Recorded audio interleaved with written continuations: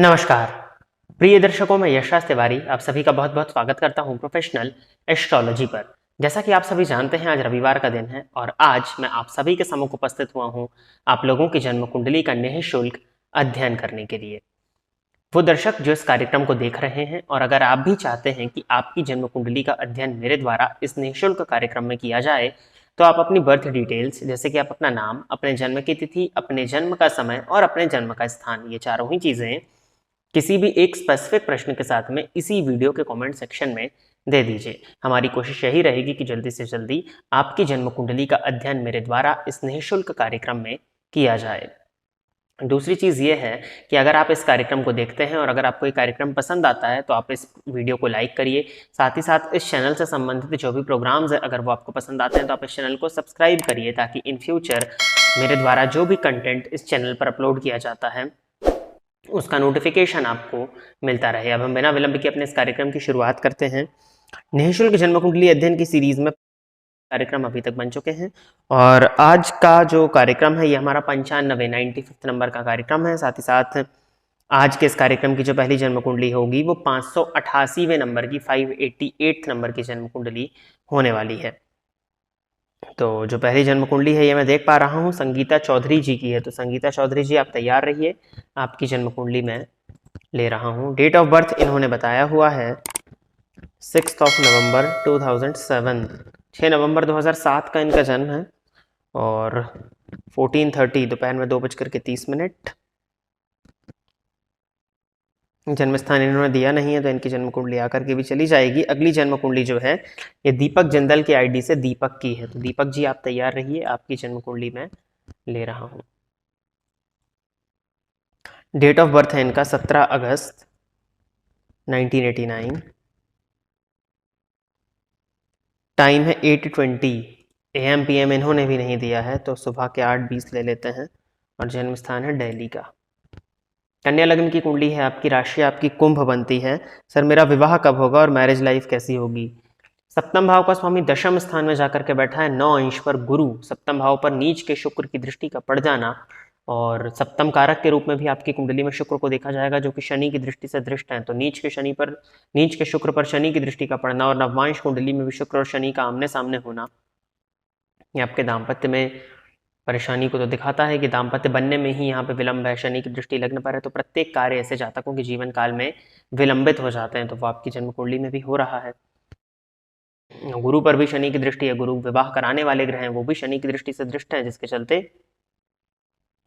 दिक्कत हो रही है। विवाह का सुख आपको अभी तक प्राप्त नहीं हुआ है। गुरु की महादशा में मंगल का अंतर आएगा, मंगल भी अष्टमपति होकर के 12वें स्थान में बैठे हैं, अभी गुरु में चंद्रमा चल रहे हैं, तो कहीं से भी विवाह के योग अभी तो दूर दूर तक नहीं दिखाई देते। फिर भी अब समय काफ़ी हो चुका है तो गोचर कुंडली के आधार पर अगर देखते हैं तो आने वाला वर्ष जो है, यानी कि जो वर्ष आ चुका है, मेनली जो आने वाला हिंदू नववर्ष है, वहाँ से जब गुरु अपना राशि परिवर्तन करेंगे वहाँ से जन्म कुंडली में विवाह के कुछ योग बनेंगे।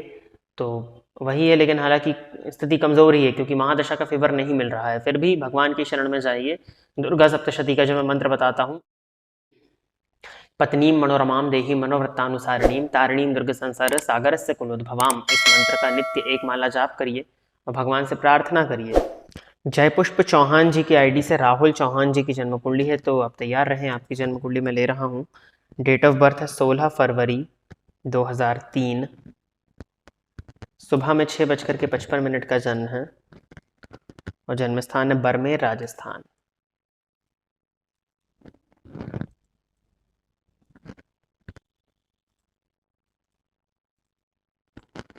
राहुल जी की जन्म कुंडली जो है ये मकर लग्न की है और राशि इनकी कर्क बनती है।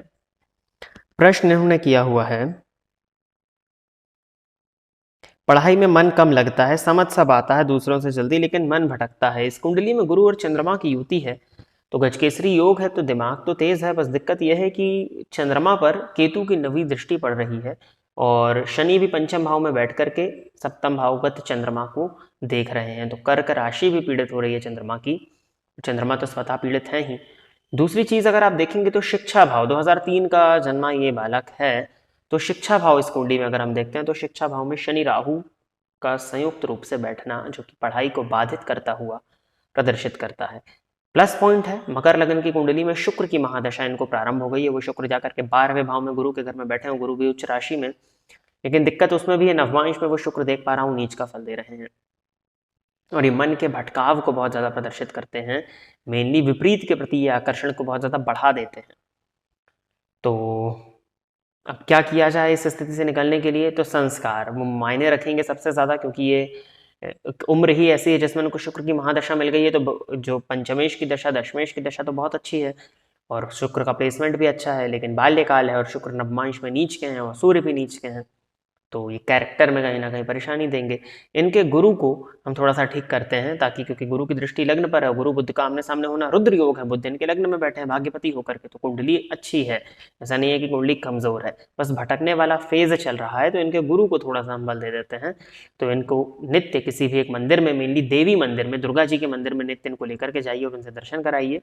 साथ ही साथ सूर्य को जल दिलाते ही होंगे आप, क्योंकि इतने लंबे समय से आप प्रोग्राम्स देख ही रहे हैं, तो सूर्य को जल दिलाइए और पूर्णिमा का इनसे उपवास कराइए। 3 उपाय इनसे कराइए, तो जो मन भटकता है उस मन के भटकाव में कमी आने लगेगी।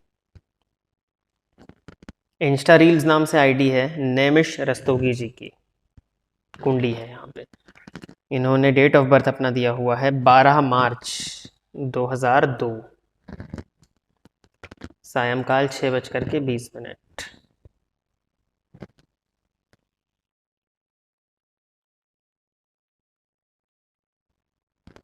इन्होंने भी जन्म का स्थान नहीं दिया हुआ, बिना जन्म स्थान कुंडली कैसे बनेगी? अगली जन्म कुंडली पीयूष समल जी की है, तो पीयूष जी आप तैयार रहें, आपकी जन्म कुंडली में ले रहा हूं।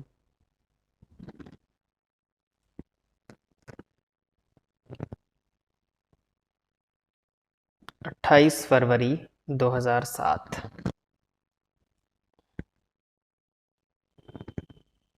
रात के 10:15, जजपुर उड़ीसा।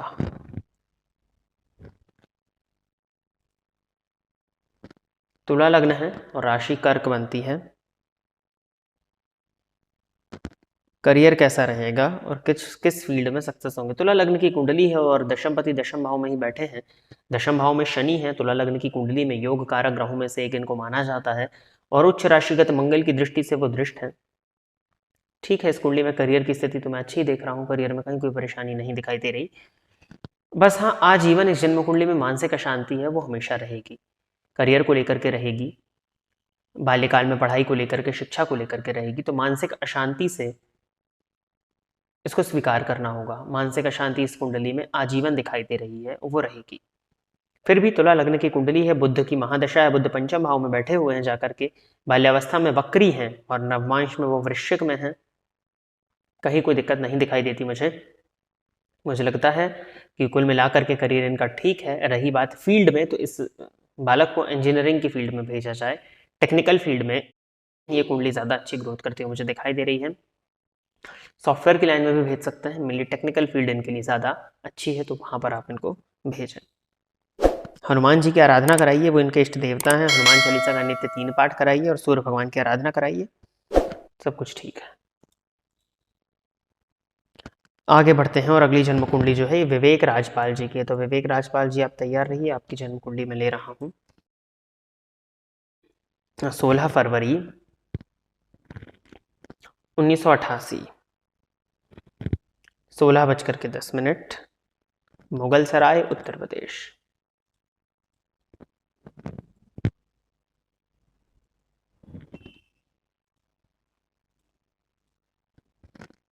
कर्क लगन की कुंडली आपकी बनती है और राशि आपकी मकर है। प्रश्न इन्होंने किया है कि जॉब को लेकर करियर में क्या होगा।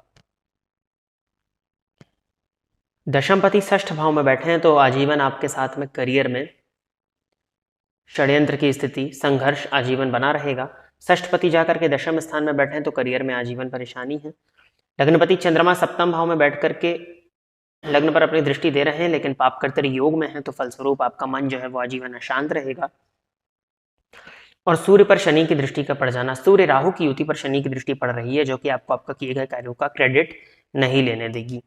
तो यही था कि जॉब को लेकर करियर में क्या होगा। बस एक ही उपाय है, सूर्य आराधना करिए, सूर्य भगवान की जितनी आराधना करेंगे उतना अच्छा होगा, क्योंकि आपका प्रश्न स्पेसिफिक नहीं है तो मैं स्पेसिफिकली देख भी नहीं पा रहा हूँ।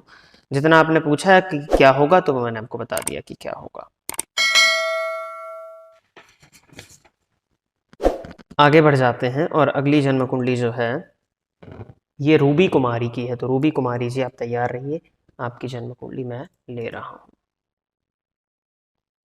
18 जुलाई 2000, जन्म का समय है शाम के 6 बजे, जन्म स्थान है बिहार। बिहार में कहाँ की जगह है?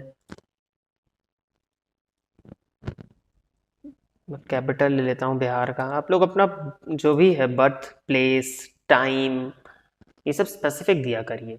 एक जगह मैं देख रहा हूँ कि AM PM कुछ नहीं दिया है, 2-3 प्रश्न ऐसे आए जिसमें प्लेस ऑफ बर्थ प्रॉपर नहीं है।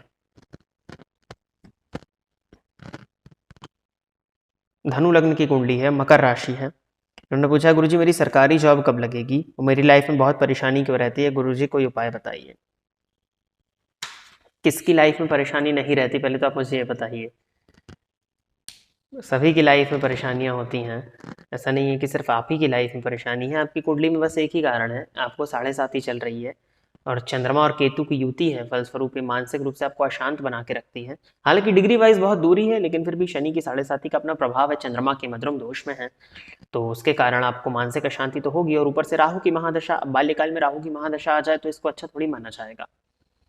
घबराइए नहीं, लेकिन आपने सरकारी नौकरी के विषय में पूछा है, दशमपति सप्तम में बैठे हैं भद्र नामक महापुरुष योग लगाते हुए। हालांकि इस लग्न के वो कारक प्लैनेट नहीं है, लेकिन फिर भी स्वराशि के बैठे हैं तो उसका रिजल्ट तो आएगा ही। सूर्य आपकी कुंडली में 2 अंश पर मृत अवस्था में षडबल में सबसे कमजोर है, लेकिन गुरु की महादशा आपको आने वाली है। मुझे लगता है कि आपको प्राइवेट क्षेत्र में जाना चाहिए, क्योंकि सूर्य आपकी कुंडली में बहुत कमजोर है। सूर्य पर शनि की दृष्टि का पड़ना, सूर्य राहु की युति पर शनि की दृष्टि का पड़ना, सरकारी क्षेत्र आपके लिए थोड़ा सा कमजोर है और आपको प्राइवेट क्षेत्र की तरफ ही अपना प्रयत्न करना चाहिए। रही बात जीवन काल में आ रही परेशानियों की, तो वो राहु की महादशा है और शनि की आपको 7.5 भी चल रही है, ये कुछ कारण है। 2025 से वक्त बदल रहा है तो परेशानियां तो रहेंगी, क्योंकि जीवन में परेशानियां ना हो तो कहते हैं ना कि परेशानियां जिंदा लोगों के नसीब में होती हैं, तो जिंदा हैं तो परेशानियां हैं और परेशानियां रहेंगी। लेकिन हाँ, जैसे गुरु की महादशा 2025 से प्रारंभ होती है, वो परेशानियां काफी हद तक कम हो जाएंगी। तो प्रिय दर्शकों, इतनी ही लोगों की जन्म कुंडली का अध्ययन करने के लिए आज मैं आप सभी के सम्मुख उपस्थित हुआ था। आशा करता हूं कि जितने भी लोगों की जन्म कुंडली का अध्ययन आज इस कार्यक्रम में हुआ वो सभी संतुष्ट होंगे। आप लोगों ने भी देखा ही होगा कि लगभग 3-4 कुंडली ऐसी आई जिनको कि आने के बाद भी छोड़ना पड़ा, क्योंकि जिसमें टाइम ऑफ बर्थ प्रॉपर नहीं था, प्लेस ऑफ बर्थ कुछ लोगों ने दिया ही नहीं था, और जो एक जन्म कुंडली आई उसमें प्लेस ऑफ बर्थ स्पेसिफिक रूप से मेंशन ही नहीं किया गया था, स्टेट का नाम दिया गया था। तो अगर आप अपनी जन्म कुंडली का निःशुल्क अध्ययन कराना चाहते हैं तो आप अपनी प्रॉपर डिटेल्स को दीजिए, जैसे कि आप अपना नाम, अपने जन्म की तिथि, अपने जन्म का समय, अपने जन्म का स्थान स्टेट के साथ में मेंशन करिए। और कोई प्रश्न आपका एक स्पेसिफिक होना चाहिए, एक से अधिक प्रश्न होगा तो उसका चुनाव नहीं होगा। तो आप कमेंट सेक्शन में आपका स्वागत है, आप अपने कमेंट्स को दीजिए, आप अपनी डिटेल्स को दीजिए और डिटेल्स को पोस्ट करने के बाद में कृपया करके धैर्य का परिचय दीजिए। जितने भी लोगों की स्पेसिफिक एक प्रश्न के साथ में डिटेल्स हैं, उन सभी की जन्म कुंडली का अध्ययन इस कार्यक्रम में होता है और होता रहेगा। अगर आप भी चाहते हैं कि आपको इस कार्यक्रम में आने वाले अन्य कार्यक्रमों के विषय में भी नोटिफिकेशन मिलता रहे, तो आप इस चैनल को सब्सक्राइब करिए। आज के लिए बस इतना ही रखते हैं, नमस्कार। फोन पर बात करके कुंडली दिखाने के लिए एवं ज्योतिष से संबंधित अन्य सर्विसेज के लिए आप स्क्रीन पर दिए गए नंबर पर कॉल या व्हाट्सएप कर सकते हैं। साथ ही साथ अब आप मेरे अकाउंट को फेसबुक और इंस्टाग्राम पर भी फॉलो कर सकते हैं, जिसका यूजर नेम आपकी स्क्रीन पर दिया हुआ है।